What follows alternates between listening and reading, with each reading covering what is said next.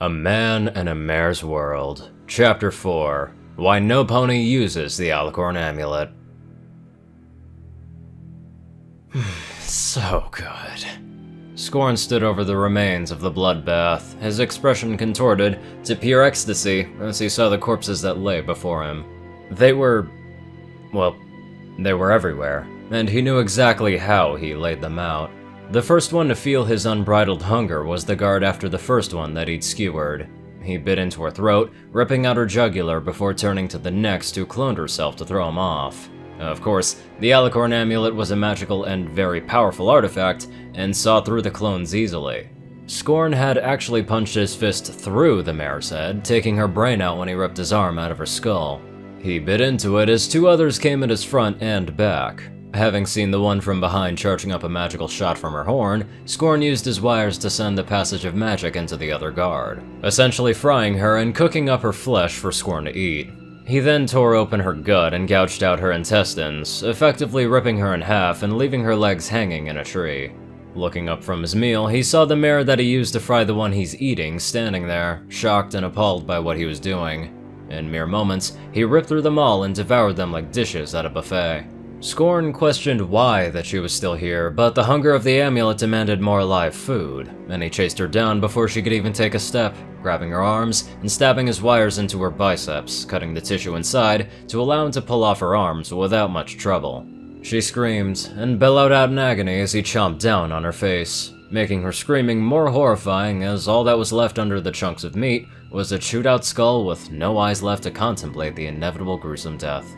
Having turned his eyes to the rest of the squad, they stood no chance as he ripped into each of them, the amulet's hunger being slowly quelled with each passing kill. He now stood there, looming over his final kill while tearing into her, eating her innards piece by piece. So good. So nice. Who needs control when you have an all-you-can-eat lineup at all times? The baddies, they taste the best. The innocent don't quell my hunger. They need not to face my jaws. No one will get hurt, and I can staff off my meals from then on. Everything will be alright. Everything. Scorn blinked as he took in the last gulp, taking a breath as the maw that formed into his suit slowly fixed itself, closing up and becoming part of the mark yet again. As Scorn took another breath, he slowly came to his senses. What am I doing? He stepped off the corpse as he dripped with blood, his hands and legs having strings of meat falling from them. He staggered from the corpses as he felt ill, his throat burning from the bile that was coming up. He tried to keep it down as he gripped his head. No. I thought I had it under control. How last time it was animals and that was fine. But this, I ate a person! His fingers clawed at his head as he roared up in mental disrepair. Oh my god, I ate a whole squad of soldiers. Oh my god, why in the hell did I do that? Hey, I heard voices over this way. Scorn was snapped out of his cycle of shock and shame as he heard rushing footsteps approach him, fast. Not able to bear the thought of being caught in this horrific scene, he did the one thing that he did 12 years ago. He ran, and just in time too. He had disappeared right before the Element of Harmony, the Royal Sisters, the Captain of the Royal Guard, and worst of all, Zakora, came onto the scene. He could hear them screaming in shock at what they saw. And right now, that didn't matter. He needed to get away. He had to. He couldn't go back knowing what he had done. He couldn't go back and look in the mirror without seeing the monster that he's become ever since he put on that amulet. He's known for years that this amulet was bad news. He's known for damn near a decade that this magic was dangerous. He's putting his sanity on the line to prove himself worthy of equal society, to keep them safe, but in the end, that was something that he couldn't do so easily. It's different now. Scorn realized a long time ago that he had to become a lethal protector in order for this to work. There was no arguing it. The Alicorn Amulet, if left unchecked, turns him into a cannibal, and it even made his ordinary diet purely meat, cooked or otherwise. He searches for answers about his past or tries to save a life just to keep his mind off of the horrible things that he could and has now done. He was basically tricking himself into thinking that he was okay. If he dwelt on the horrible acts that he's committed, the ponies and creatures that he's ripped apart when training to become the very name that he came up with a few days ago, he was always afraid of becoming numb to it. He changed. He knows that he has. He knows that, but even though he can't stop or can't control himself, he realizes that what he's doing is wrong. That example couldn't be proven any further than what has happened now. Gotta get away. I gotta get away. He looked back as he passed out of the Everfree, leaving it behind as he made his way towards a river near a mountainside. I'm sorry, Zecora. This way, here!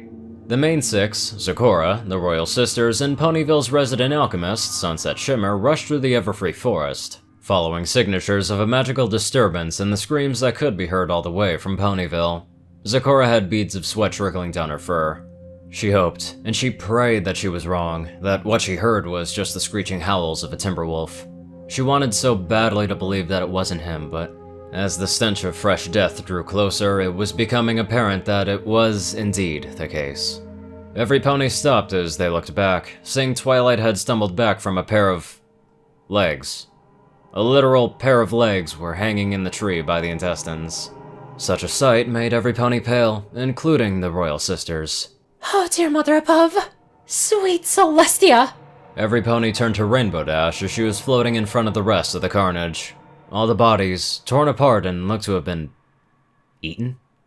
Just the thought alone made Rarity vomit in a bush as Applejack tried to stabilize her. What kind of brute would do such a thing? What kind of animal? Zecora knelt down by an intact body, taking a piece of the chest plate off. A golden plate this is. Such a material only found upon a guard's gears. She turned to Celestia, handing the chestplate piece to her. This belongs to your guards, does it not? Or this material and color, have I forgot? Celestia looked over the piece. This material... It is the guard's breastplate, but I swear by the sun, I did not send out my guards here. Luna, did you? My sister, we did not. What reason would a band of guards have for coming out here? Gleaming Shield grimaced at the eaten-out stomach of one of the mares. Better question is, what happened to them? I can reveal that myself. To show all, I merely throw this pellet found on my shelf. She took out what appeared to be some kind of smoke explosive. Tossing it to the middle of the clearing, a mist overtook the ground. As if time reversed, the scene drew backwards, showing a quick flash of all the events before playing out, just as Scorn fell from a tree. He screamed and thrashed around, taking one of the mares out with his wires before his mask ripped at the jaw, giving way to a horrifying maw made purely of bones without flesh. It was then that the ponies knew, or once again understood why the Alicorn amulet was so dangerous. Its origins are a mystery, but there is no denying what it will do to you once it corrupts you entirely, even for a brief period. They watched the beloved and feared hero of Ponyville feast on these guards, tearing them to shreds in horrendous and gruesome ways, taunting them the entire time. One of the mares that lost her arm crawled backwards, looking up at Scorn as he slowly stepped towards her. I don't get how you're doing this. This isn't how things are supposed to be. This isn't how they're supposed to happen. You're supposed to be weak. We should be taking you back to the queens. We should be getting our praise, and you would be right back to where you belong. How are you doing this? Why are you doing this? There's no supposed to or should be in this situation, kid. It's only here and now, and right now, there's flesh without end. So, you will satisfy the amulet's hunger very nicely. All of you will, and I'll enjoy savoring your flesh for later. Now come here. One little bite from your neck and you'll learn all that you're ever gonna need to know. Sunset, Twilight, and some of the other main six huddled in on themselves when they witnessed Scorn lunge at the mare, literally biting clean through her neck and ripping out her veins and arteries along with the meat. He continued to eat, savoring and sloshing the blood and flesh around his mouth as he cooed. Oh, so good. He took another bite as Zecora winced. So good. So nice. Who needs control when you have an all-you-can-eat lineup at all times? Oh, the baddies, they taste the best. The innocent, they don't quell my hunger. They need not to face my jaws. No one will get hurt, and I can stave off my meals from then on. Everything will be Everything. Relief washed over the zebra as she saw Scorn slowly coming to his senses. the mask losing its maw as the amulet seemed to swallow back the sludge that seeped from it. What am I doing? He stepped off of his meal, holding his stomach as he shook violently, looking down at the corpses with a fearful expression that the crew never thought a vigilante like him could make. He grasped onto his head tightly. No. I thought I had it under control. How did... God, last time it was animals, that was fine. But this... I ate a person! He looked around, growing more and more disturbed and unhinged from the sight. Oh my god, I ate a whole squad of soldiers. Why the hell did I do that? Hey, I heard voices over this way. Scorn turned his head towards the group, making several of them flinch and shrink away. One of them was surprisingly Princess Celestia herself. It didn't take Scorn more than a second to turn and book it deeper into the forest at top speed. Any pony with rational thinking, Zecora herself included, could see that Scorn was panicked, both by his own actions and being caught in the middle of this bloodbath. He ran, not looking back as far as they knew. As soon as the image faded and they were looking at the real corpses again, Applejack was the first to speak up, along with Rainbow Dash as Fluttershy sobbed into her cyan coat. You know, I can't tell if it's actually Princess Celestia and Princess Luna, but they're playing innocent, or if it's actually someone else, like Queen Chrysalis, because that's the only queen I could really think of as of now, but who knows. Now let's get on over to our charming donators. Top donators, Dash of Evergreen, Peter Coulthard, J Tin Man, Darkside, and Ponyman.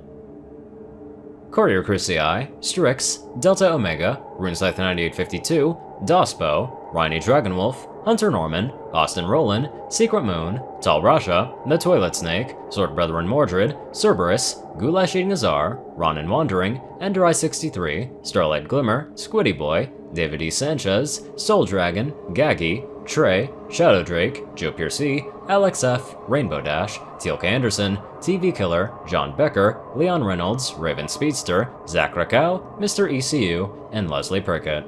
Thank you all very much for watching this video. Live life to the fullest, and keep that damn Alicorn amulet away from you.